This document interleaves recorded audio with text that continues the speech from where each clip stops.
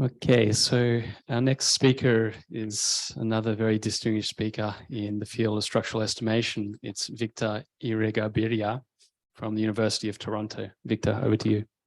Thank you very much. Let me start thanking the organizers for putting together this great conference, and thank you for inviting me. Let me start with a motivation of this paper. In many different markets, we have that consumer demand can be dynamic in the sense that consumer previous decisions have an impact on their current decisions, a causal effect on their current decisions.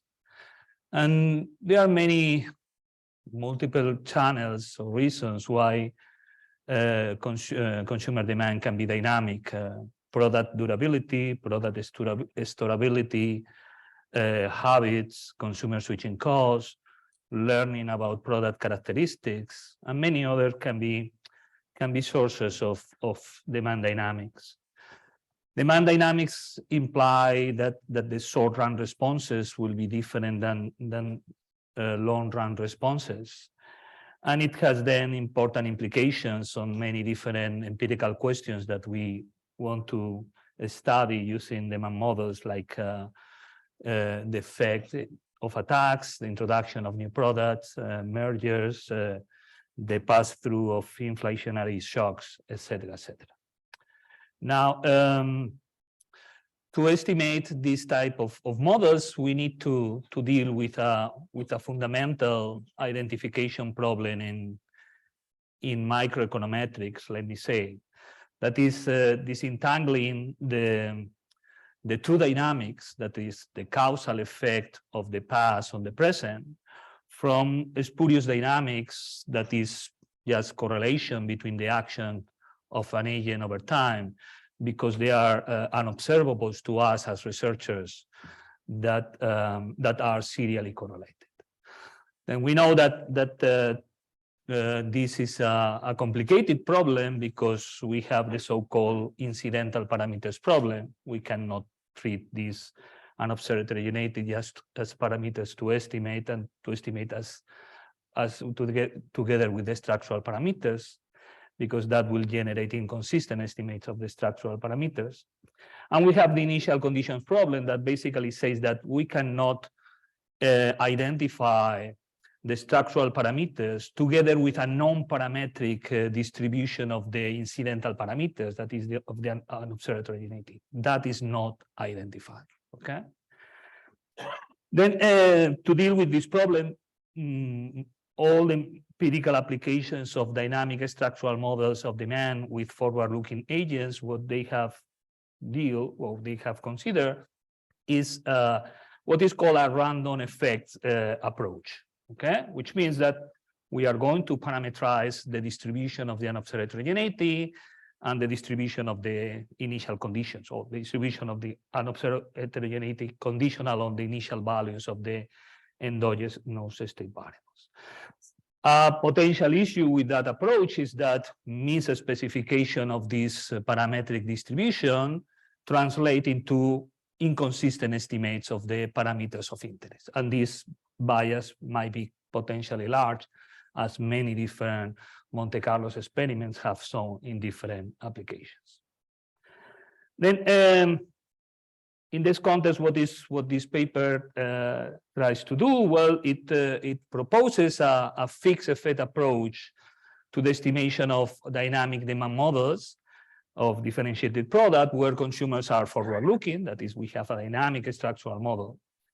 But unobserved heterogeneity, a particular type of unobserved heterogeneity in the model, has a fixed effect structure, in the sense that is completely non-parametrically specified. Okay, and together with the initial condition distribution. Okay, then in the context of a logit model, the result can be extended to nested logit as well. But I show identification of the parameters of the model, and in particular, these parameters will be parameters that capture habit persistence or switching costs, also the depreciation effect or depletion effect of durable goods or storable goods, and of course the price parameters, the price sensitivity of demand. After establishing, well, the identification approach is the so-called sufficient statistics conditional maximum likelihood approach, let me say, a la Chamberlain. And based on that approach, there is a relatively simple method to estimate the parameters in this dynamic forward-looking structural model. That is just Chamberlain's conditional maximum likelihood estimation. A byproduct of this approach that is quite convenient in the context of this application is that it deals with a very important course of dimensionality in the estimation of these models. As I will explain later, basically to deal with the problem of unobserved heterogeneity, we need to control, okay, for this unobserved heterogeneity, we need to, let me say, differentiate out the unobserved heterogeneity. But in this type of models, unobserved heterogeneity enters not only in current utility, but also in the continuation values. And this, without solving the dynamic programming problem, these continuation values are unknown functions of the unobserved heterogeneity. We could say that they are as if they were non-parametric functions of the unobserved heterogeneity, which means that to control for unobserved heterogeneity, we need to differentiate out the continuation value in this model, okay, completely. And this has identification problems, or identification challenges, of course, but if we can do that, basically, we don't have any course of dimensionality because we don't need to calculate these differentiated these continuation values at all. And in this type of applications, where we can have dozens, hundreds, or even thousands of products, each with their own price and advertising and everything, of course, the dimensionality of the state space is huge, and not having to estimate or to solve for these continuation values is very convenient. Okay. Then the paper is a paper on model identification and estimation, and I'm working with two PhD students in Toronto in an empirical application, and we have some preliminary results using Nielsen data, consumer scanned data, and I'm going to present some of these results. Okay. The paper is related to many large and long-lasting literature. For instance, there is a long empirical literature in marketing and I/O on estimating dynamic models of consumer brand switching or brand loyalty. Most of that literature has been not considered forward-looking consumers. Okay. Now there's an important literature of dynamic demand of differentiated product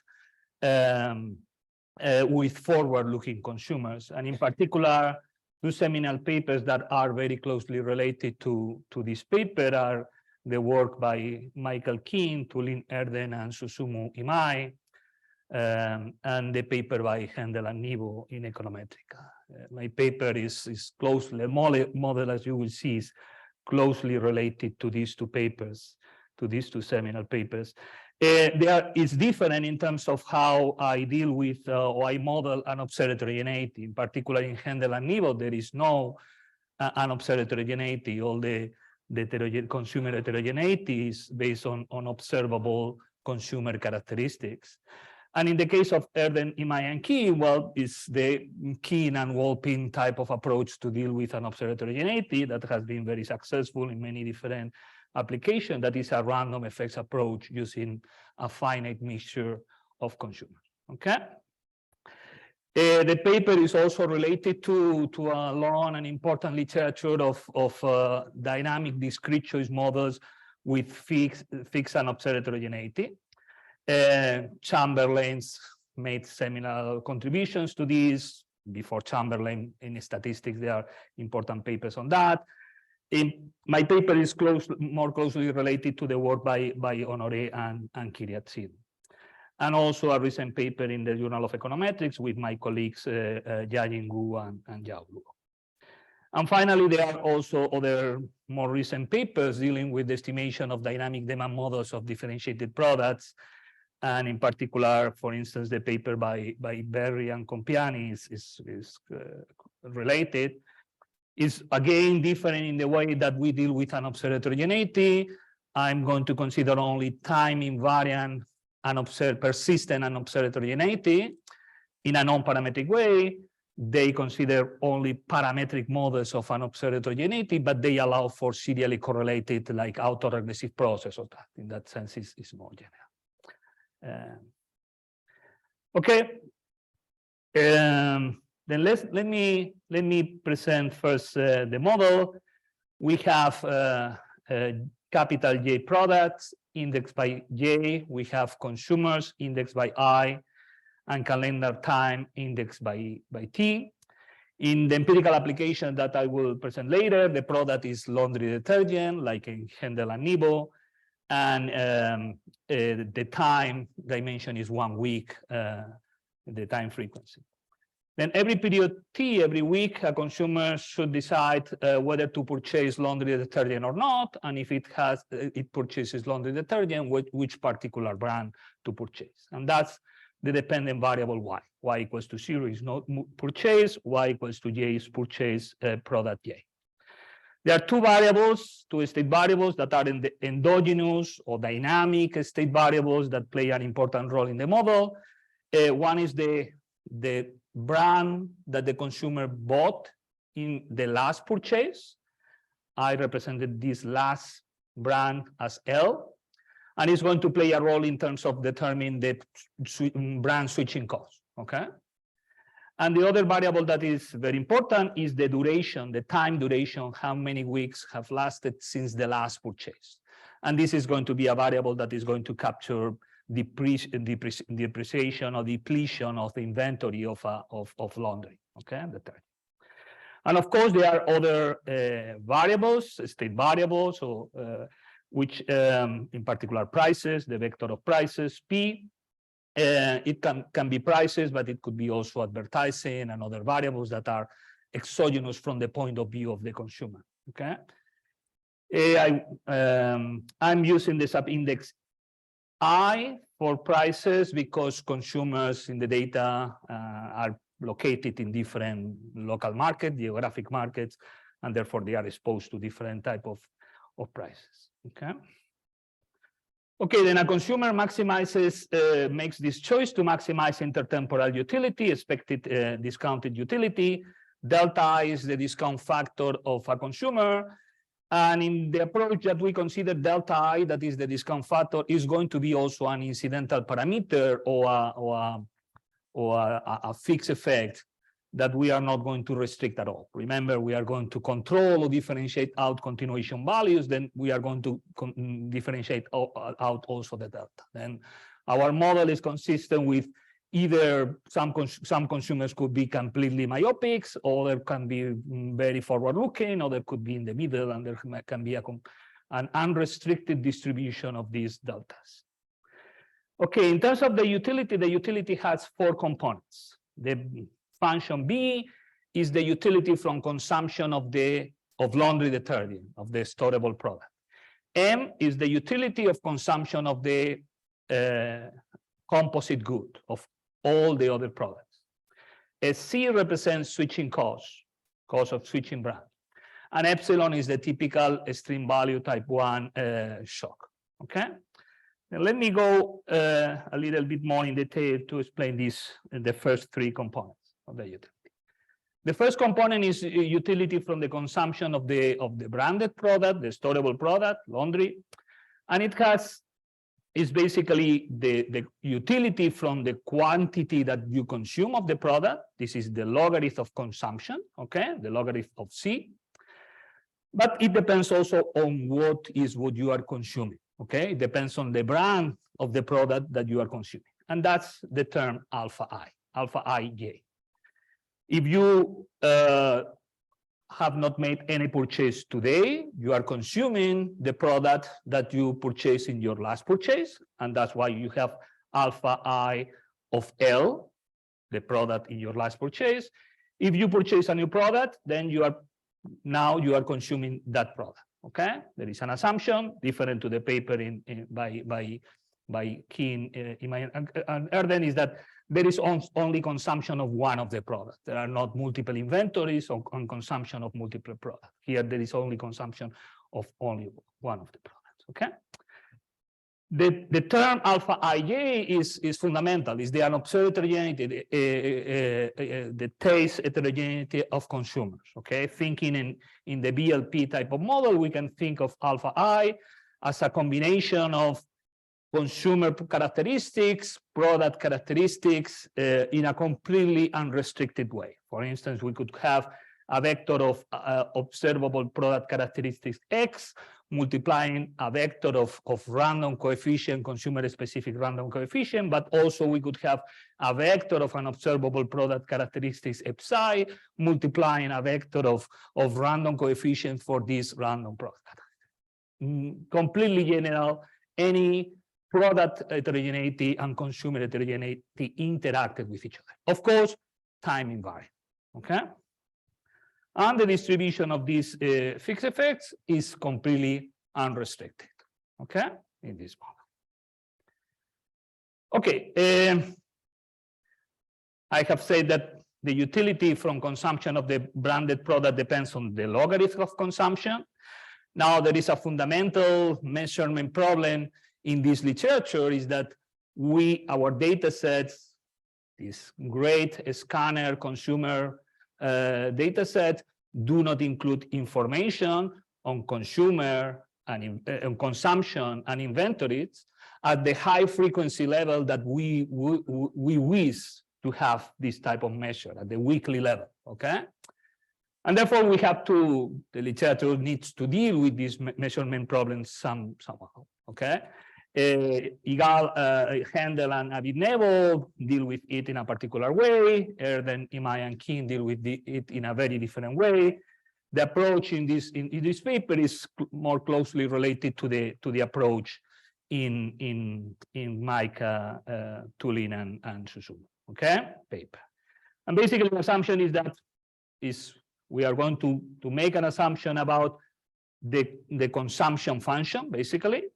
And is that the consumption, there is a consumption rate, there is a constant consumption rate over the available inventory, okay? If inventory is I, there is a lambda proportion, okay?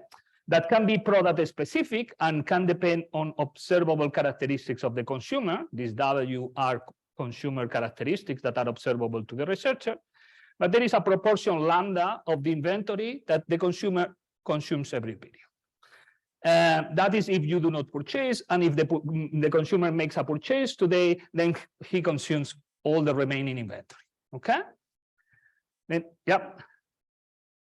You know, there's SS theory too. If there's price search and prices go on sale, which you see in the scanner data, is this consistent with kind of buying low when there's a sale that generates additional dynamics? Definitely, that is going to happen in this model. Yeah. I will present later this high-low pricing type of price data, and definitely that is going to generate that type of dynamics. Yeah, yeah.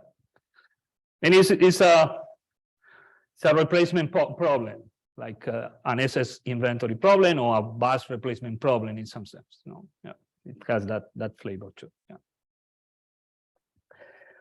Okay, then under this assumption about the consumption decision rule is straightforward to show that the logarithm of the consumption of a household, of an individual at the bottom, in this equation at the bottom, is just a linear function of the duration since last purchase. Okay, and this beta depth for depreciation parameter is an structural parameter that is associated, is related to the lambda, to the consumption rate. Okay, it's a positive parameter and basically means that the longer that you have been without purchasing the product, the lower is your logarithm of consumption, and the lower is your utility, and therefore you are going to be more willing to purchase again.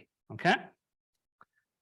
And it introduces this duration dependence in the model. As inventory would introduce also duration dependence, but we do not observe inventory, then somehow we are using duration since last purchase as a proxy for inventory. Okay. Then we have the utility from the composite good, very standard, of course. This is just a constant marginal utility of consumption of the composite good. This is gamma, is constant over time. It may depend on observable consumer characteristics. Nu I is the disposable income of the consumer, and this sum here is just the expenditure that the consumer makes in the storable product. Okay. The identification results can be extended to a non-linear but linear in parameters, but non-linear function of the utility from the composite good. But in application so far, we have considered only a linear function. Okay.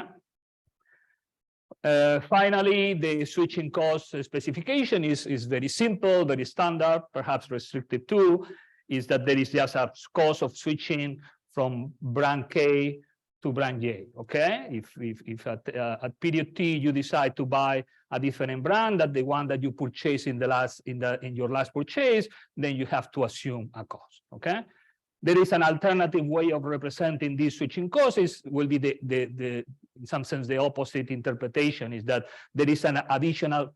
There is a positive increase in your utility if you keep consuming the same product as in your last purchase. Okay, and that will be more consistent with the interpretation in terms of brand loyalty or habits. Okay, okay, and then we have the epsilons values. Okay, then putting together this utility function, we have this utility. If you do not purchase today, if y is equals to 0, then you consume the product that you purchased in your last purchase, and you get this alpha L, but depreciation has a negative effect on your utility.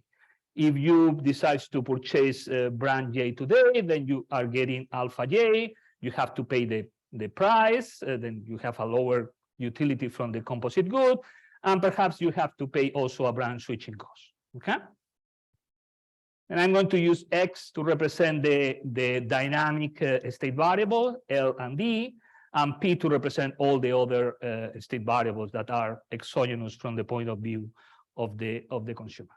Okay, something important in the identification results of this paper is the stochastic process for prices. Okay, then the assumption about the stochastic process of price is that the price of every product has two components: a permanent component, a persistent component, and a transitory component. Then this set represents transitory component, and E represents set is persistent component, and E transitory component. Okay, set can be a vector, E is going to be a scalar. Then let me use bold C to represent the whole vector of the persistent components for all the products, and bold E to represent all the vector of transitory components for all the products. Then the key assumption is it's a conditionally dependent assumption. Then the persistent component can follow a Markov process, okay, without any restriction. But then conditional on the persistent component, next period persistent or transitory components do not depend at all on the transitory component today. That is, the transitory component today is completely transitory, and it does not have any effect on future transitory or persistent component of prices. Okay, and I think that's a general description. Okay, let me particularize in the case of the high-low pricing. Okay, which is the type of prices that we observe in this data set. Okay, this is the price of a particular, the type liquid 70 ounces, a particular type of product over a 5 years period. And you can see that it follows the typical high-low pricing. Okay, basically this process can be described in terms of three variables, okay? But three latent variables, in fact, okay? One latent variable will be the high price or regular price that you can see that is quite persistent over time. The other latent variable will be the low price or promotion price that we can see also that is quite persistent over time, okay? And then the third variable is the dummy variable of whether the actual price is the regular price or the promotion price, okay? And that's the stochastic process that we consider in our empirical application. Okay, it's the price of a product.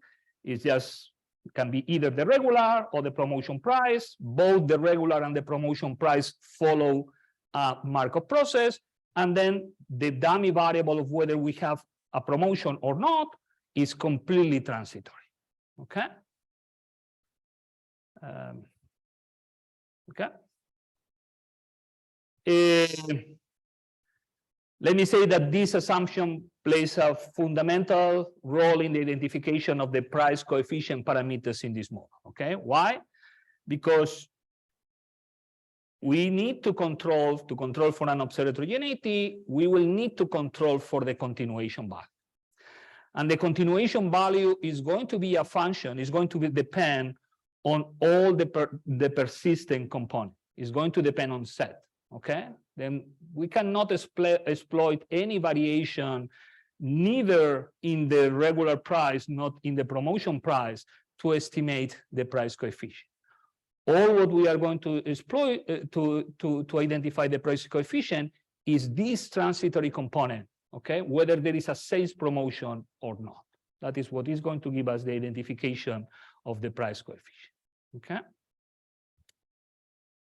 Okay, then we have a dynamic programming problem, current utility. Every period, the consumer chooses the action that maximizes the sum of the current utility plus the continuation value. Okay, and then the key identity, we have to deal with two identification problems here. Okay, on the one hand, we want to control for the alphas for this persistent heterogeneity. Okay. But because this persistent heterogeneity enters in the continuation value in an unrestricted way, okay, we will need to control also for the continuation values, okay? Then an important identification problem that appears is that how can we control for continuation values, but at the same time we can identify the parameters in the utility. Then we will need that the way in which the state variables enter in the continuation values is different than the way that they enter in our utility function, okay? Perhaps the simplest example is how the state variable of the last purchase enter into the model, okay? What you purchase, what is the brand that you purchase in your last purchase has an effect today on your switching cost. Okay, if you choose something different than your last purchase, you will have to assume a switching cost. But conditional on your decision today, your last purchase does not have any influence on the continuation value. Okay. And also we have the intuition of the transitory shock. There are several components in the price. They are the persistent components that enter in the continuation values, but there is this decision of having a sales promotion or not that does not enter in the continuation value. And we are going to exploit that to identify the parameters of the model. Okay. Okay, then let me say a little bit more. How much time do I have? Okay. Let me say a little bit more about the identification before I talk about the empirical application. Then let me use bold Y to represent the history of choices of an individual over time, including also the initial condition for L and D. Okay. Z tilde represents the history of the persistent component of prices, and E tilde the history of the transitory components of prices. Then we have, given the logit assumption, we have that the probability of a choice history, conditional on the history of prices and alpha, has the standard logit expression, okay? That includes current utility and continuation values, okay? Then let me provide some intuition for what is behind our identification approach, okay? Then in this model, the logarithm of the probability, the logarithm of this probability of a choice history of this expression can be written in the following way. We can write this logarithm of a probability of a choice history as the sum of two components, two additive components. One is a vector of statistics S, and by statistics I mean functions of the history, okay? The number of times that a consumer has chosen product J, for instance, that will be one statistic in S, okay? Then it's a vector of statistics multiplying a vector of functions that depend on the incidental parameters, that depend on alpha I. And then we have other vector of statistics, C, okay? For instance, the number of times that a consumer switch from brand J to brand K, from brand 1 to brand 2, okay? That is multiplying the vector of structural parameters, the price coefficient, the switching cost parameter, the depreciation parameter, okay? That we want to estimate, okay? Then this expression by itself implies, easy to show, that the vector of statistics S is a sufficient statistic for alpha. That is, once we control for S, the probability of a choice history no longer varies with alpha, okay? Then if we control for S, we are getting rid, we are, let me say, differentiated out the dependence of this probability with respect to the incidental parameters, okay? Of course, we can be throwing the baby with the water. We could be eliminating all the variability in the sample such that we cannot identify theta, okay? And then the key identification condition is conditional on S, okay? There is still variation in C that allow us to identify theta, okay? And this is the key intuition. Of course, it doesn't mean that we have that result. We have to check for that result in this model, okay?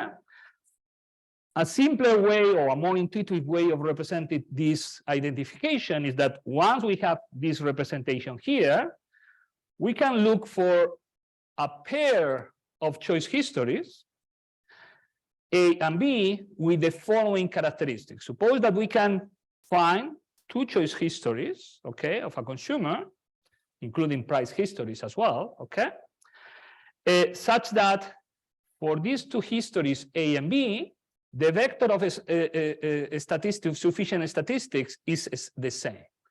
But the vector of statistics C is such that all the statistics are the same except the statistic associated with one of the parameters, with parameter theta K, okay? That means that the logarithm of the probability of A, history A, the logarithm of the frequency in which we observe that history in the data A minus the logarithm of the frequency in which we observe that history in the data in history B, it identifies exactly the parameter theta K, okay? And we can look for different type of histories that identify pairs of histories or classes of pairs of histories that identify each parameter, okay? And you have an example for each in the paper for each of the parameters, structural parameters in the model, okay? For instance, and let me suppose that we have a history, a choice history, where where the consumer starts buying product K, then after a while buys product J, then again product K, and then product J. And in history B, we have that the consumer starts also buying product K, but then after a while buys product K, and then J and J, okay? And suppose that the persistent component of prices set remains constant for a particular interval, not for the whole period, but for a particular subinterval of this period, okay? Then it's possible to show that in our model, the logarithm of the probability of these two choice histories is equals to the switching cost parameter, switching from K to J, plus an expression that depends on gamma, the price parameter, multiplying basically the dummy variables of having sales promotion for product J and for product K at different periods, okay? And this expression identifies basically both the switching cost parameter and the gamma parameter, okay? And in the paper, you can find similar expression for the identification of the depreciation parameter, okay? Estimation is quite standard. As long as we have this identification result, basically we can use Chamberlain's conditional logic model to estimate the parameters, as simple as that, okay? We use Aguirregabiria because we need to condition also for the history of prices to remain constant over time. Though we have that prices, the permanent component and the transitory component remain quite constant over long periods of time, there are some times in which you can see up there that the regular price went down a little bit, no, and it's not exactly constant. Then Aguirregabiria allow us to use histories where the permanent component is not completely constant over time, but we can also use these histories, but weight them a little bit less using kernel weighting to estimate the parameters, okay?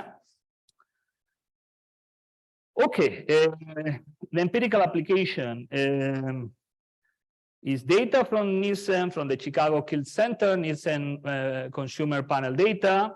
The data set covers a very long period. For the moment, we have focused only in 2 years, 2017, 2018. The data set includes more than 40,000 participating households. That's great because we need many households to construct sufficient statistics to have identification, basically. It also has rich observable demographics. We focus on the laundry detergent product, okay? There are, of course, many decisions that we have to make to construct the data set for the estimation of the model. One of that is particularly important is what is the consideration set of a consumer? What set of stores are in the consideration set of a consumer, okay? And of course, there are many choices that we can make about that. What we have done so far only is that the consideration, the set of stores or supermarket that a consumer considers, okay, will be just after making a purchase, okay, is just the supermarket where the consumer will make her next purchase, okay? And we are defining just a market and therefore the relevant vector of prices of a consumer in terms of only one supermarket. This is restrictive. We need to play with that, okay? Okay, then what we have done is to estimate our model with non-parametric specification of the unobserved heterogeneity, but also a random effects version of our model, where we assume that the alpha parameters, the individual effects, are Brown fixed effects multiplying a vector of observable product characteristics, W, but also conditional on the observables, we allow for 2 unobservable types, a la Keene and Wolpe, basically, okay? And we compare, so far, all what we have done is to compare estimates of these 2 models, okay? The first, and perhaps for us the most important result is, well, we can get precise estimates using this approach, okay? Then if we look at the standard errors, definitely the standard error relative to the random effects model increased substantially, okay? But still we have informative, meaningful estimates, okay? Increased by a factor of 3 or 4 sometimes, or even 5, but still we have precise enough estimates to say something about this parameter. Let me say that we have the gamma parameter. The switching cost parameter is basically the additional utility of keeping buying the same product. It's like a brand loyalty type of parameter, okay? The second result is that, well, there are very different values of the parameters when we use the fixed effect model or the random effect model. A Hausmann test strongly rejects the random effect model, okay? In which way the random effects model give us different results than the fixed effect model. I think in a very intuitive way, each of the biases that we find. First, the random effects model strongly overestimates brand loyalty, okay? You can see the parameters of brand loyalty are around twice or even more the parameters of brand loyalty, okay, in the fixed effect. That is, our fixed effect model is saying that a lot of the persistence of consumers in buying the same product is not because endogenous brand loyalty, it's because they have different taste, okay? And they keep buying the same thing because they like a particular product, not because they bought it in the past, okay? The fact about the duration parameter is, in my opinion, particularly neat.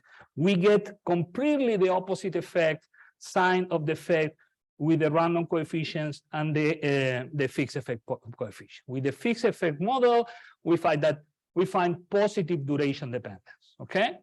The longer is the duration, that is, the depreciation parameter is positive, which means that it has duration has a negative effect on utility. Then the longer that it has passed since your last purchase, the lower is your utility of not purchasing, and the higher the utility of purchasing again, and therefore more likely is to purchase again the product. Positive duration dependence.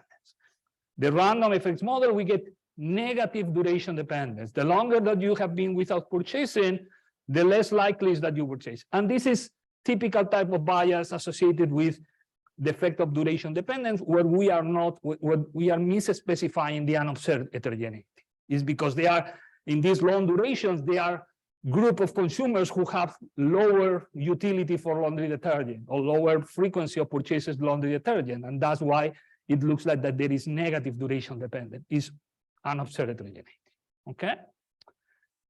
And finally, it has also an effect that was not obviously an implication of an obvious implication, but it has also an effect on the estimation of the price coefficient. There is, if we believe that the correct model is the fixed effect model, the random effects model underestimates the price sensitivity of demand, okay?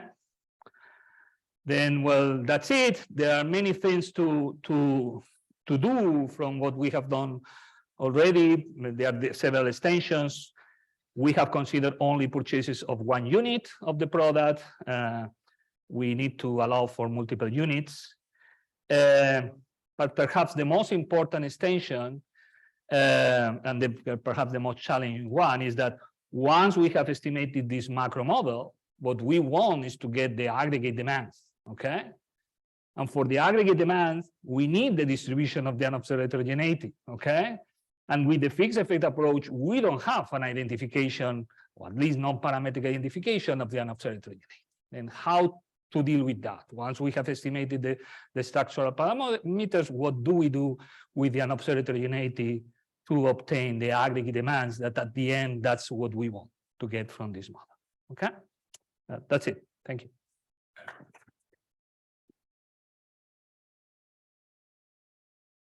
Do you have any questions or comments?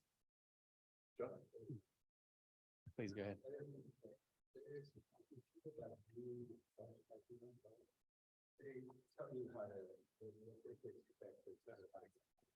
Okay, Chernosuko, Han, and Niwi. Okay, and I'm Fernandez Val. Okay, perfect. Yeah. I think this is a very interesting approach. I think a real big test is if you look aggregate demand at the store level, there's really big, when they have these sales, you see a big blip in demand. So right now, because you can't identify that, you can't simulate the store level response to these temporary sales. Is that true? That's true. That is, in fact, our goal here. We want to go to, in this project, we want to go to a dynamic game of price competition with these dynamic demand models. And definitely we want to deal with that. So far, we are far from that. So Yeah. could this be somehow a first step and then a second step with these parameters, then you try to identify like a residuals or something? Yes, exactly. That's what we are doing. Yeah. More questions? Any further questions, comments? Okay, so please join me in thanking Victor once more for a fascinating talk.